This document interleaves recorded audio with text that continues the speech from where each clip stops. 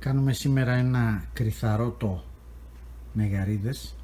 Λόγω έλλειψης μνήμης στο κινητό θα έχουμε σύντομα βίντεο, τα οποία θα γίνουν στη συνέχεια ένα ενίο βίντεο. Ξεκινάμε φτιάχνοντας ένα ζωμό που θα χρησιμοποιήσουμε για να μαγειρέψουμε μέσα και το κρυθαράκι. Έναν ζωμό από τις γαρίδες.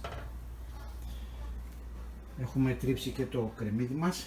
Θα χρησιμοποιήσουμε και λίγο κρόκο κοζάνης, δώρο Έλληνα επιχειρηματία του κλάδου, μέσα στο μείγμα με τη σάλτσα μας.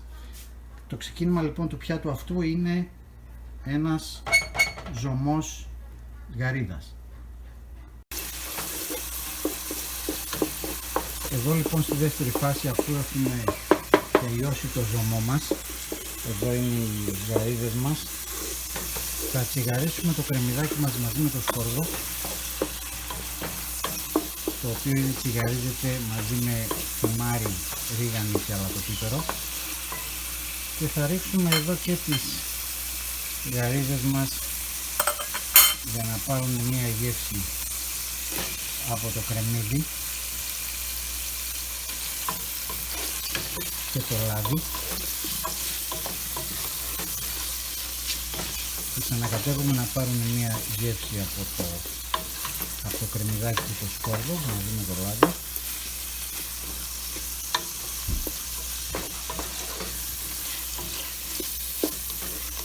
Και θα σβήσουμε με λίγη κριτική τσικουδιά.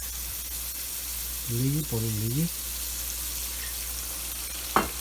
όσο να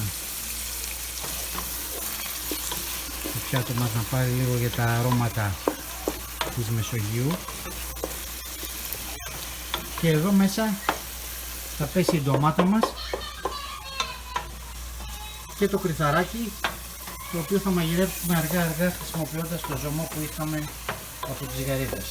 Στην πραγματικότητα μια πολύ απλή συνταγή, έτσι, κρυθαρότο με γαρίδες. Έχουμε ρίξει και την ντομάτα μας μέσα στις γαρίδες. Θα ρίξουμε τώρα και τον κρόκο που έχουμε, τον κρόκο κοζάνης, για το άρωμά του. Το φαγητό μας βράζει όμορφα. Θα το αφήσουμε λίγο έτσι να πάρει λίγο μια βράση οι γαρίδες με την ντομάτα, και μετά θα αρχίσουμε, θα πετάξουμε μέσα το κρυθαράκι μας με το ζωμό σιγά σιγά, για να γίνει το κρυθαρότο μας να δέσει. Και εδώ είμαστε στο τέλος της δημιουργίας ριζότο, κρυθαρότο, όπου έχουμε βάλει το κρυθαράκι, το οποίο σιγοβράζει με τα λίγα υγρά που είχε το φαγητό.